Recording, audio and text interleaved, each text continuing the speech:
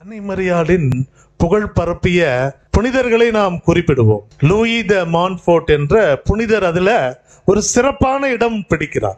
சரியான பக்தி என்ன, அன்னை மரியாளை குறித்த சரியான பக்தி என்ன என்பதை அவர் ஒரு 5 காரியங்களிலே அவர் சொல்லித் தருகிறார். முதலாக நாம் அன்னை மரியாளின் மீது நாம் பக்தி வைத்திருக்கிறோம் என்றால் அந்த பக்தியானது நம்மை இயேசுவிடம் இட்டு செல்ல வேண்டும். அன்னை மரியாளை மட்டும் பக்தியா நம்ம பார்க்க கூடாது. ஏனென்றால் இயேசுவை தான் அன்னை மரியாள் நமக்கு காட்டுகிறார்.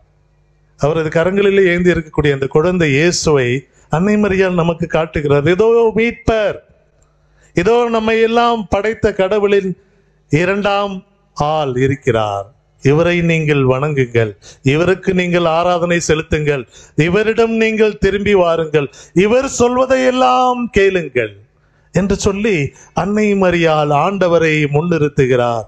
ஆக முதலாக அன்னை மரியாளின் பக்தியிலே நாம் இருக்கிறோம் என்றால் ஆண்டவர் பக்கமாக அவரை நோக்கி பயணத்திலே நாம் ஈடுபடாவிட்டால் அன்னை மரியாளின் பக்தி ஒரு பொய்யான பக்தியாகிவிடும். தனியா நம்ம அன்னை மரியாளை நாம் என்ன சேர்ந்து ஜெபிக்க முடியாது. ஏனென்றால் அன்னை இருக்கும் பொழுதெல்லாம் அவரது தாய்மை பேரு அங்கே நம்மோடு கூட இருக்கிறது. ஆண்டவரை சுமந்த அன்னையை நாம் வணங்குகிறோம். ஆக ஆண்டவரை நமது இதயங்களிலே சுமக்கும் பொழுதுதான் அன்னை மரியாளின் சிறப்பான பக்தியிலே நாம் கலந்து கொள்ள முடியும். இரண்டாவது, இந்த அன்னை மரியாளின் பக்தியிலே நாம் கலந்து கொள்ள விரும்புகிறோம் என்றால் மான்ஃபோர்ட் சொல்லுகிறார், நாம் ஆண்டவர் இயேசுவின் அன்னை மரியாளின் அடிமைகளாக நம்மையே நாம் தாரை வார்த்து தர வேண்டும். எப்படி நாம் தரணும்? ஆண்டவர் இயேசுவின் அன்னை மரியாளின் அடிமைகளாக, சேவகர்களாக நாம் நம்மை தாரை வார்த்து தர வேண்டும். மரியா இன்சைன் என்ற அழகான ஒரு அமைப்பு பிராங்க் டஃப் என்பவர் அதை தொடங்கி வைக்கிறார்.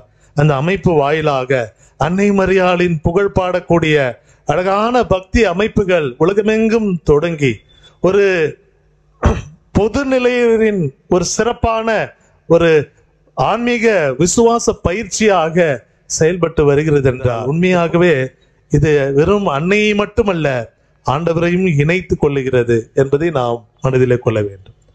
மூன்றாவதாக, இந்த அன்னை மரியாளின் பக்தியில நாம் முழுமையாக ஈடுபட வேண்டும் என்றால் நமது பாவங்களிலிருந்து நாம் விடுதலை அடைய நாம் அன்றாடம் ஜெபிக்க வேண்டும்.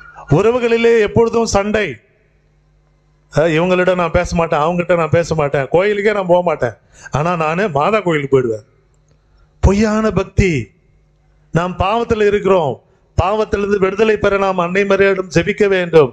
அவர் நமக்கு துணையாக இருப்பா. இயேசுவில் பிரியமானவர்களே, இயேசுவையே நாம் காண்பதற்கும் இயேசுவிடம் நாம் சென்று சேர்வதற்குமே அன்னை மரியாள் ஒரு இடைநிலையாளராக இருக்கிறார். திருச்சபை சொல்லுகிறது, இயேசுவே இடைநிலையாளர். ஆனால் இயேசுவை நாம் காண்பதற்கே அன்னை மரியாள் ஒரு இடைநிலையாளராக இருக்கிறார். அன்னை மரியாளிடம் ஜெபிக்கக்கூடிய ஜெபங்கள் எல்லாம் கடைசியாக ஆண்டவருக்கு தான் போய் சேருகிறது. நீங்க ஜெபமாலையை ஜெபியுங்கள், எந்த ஜெபத்தையும் ஜெபியுங்கள். நாம் அன்னை மரியாள் வாயிலாக ஆண்டவரை நோக்கியே நாம் செல்லுகிறோம். ஆகவே அன்னை மரியாளின் துணையை நாம் அவ்வப்பொழுது நாம் தேட வேண்டும் என்பது 4வது கருத்து. 5வது கருத்தாக லூயி த மான்ஃபோர்ட் சொல்வது என்னவென்றால், நாம் வாழக்கூடிய இந்த வாழ்க்கையிலே கடவுள் பல அருள் கிரியைகள் எல்லாம் நமக்கு செய்கிறார், நல்ல நல்ல ஆசீர்வாதங்களை எல்லாம் தருகிறார். ஆனால் ஆசீர்வாதங்களோடு நாம் இருக்க முடிகிறதா என்றால் நமது மனித மனம் அந்த மாதிரி ஆசீர்வாதங்களோடு இருப்பதற்கு தடையாக இருக்கிறது. கடவுள் கொடுக்கக்கூடிய எதையுமே கடவுள் எடுத்துக்கொள்வதில்லை. ஆனால் அந்த அருளை நாம் தக்க வைத்துக் கொள்ள வேண்டும் என்றால் மான்ஃபோர்ட் சொல்லுகிறார், ஏதோ அன்னை மரியாளிடம் நாம் அவரது துணையை வேண்டி ஜெபிக்க வேண்டும். அன்னை மரியாளின் பக்தர்களாக நாம் மாறுகிறோம் என்றால் ஆண்டவரது உண்மை சீடர்களாக வாழ நாம் நம்மை அர்ப்பணிக்கின்றோம் என்பதே அது பொருளாகிறது.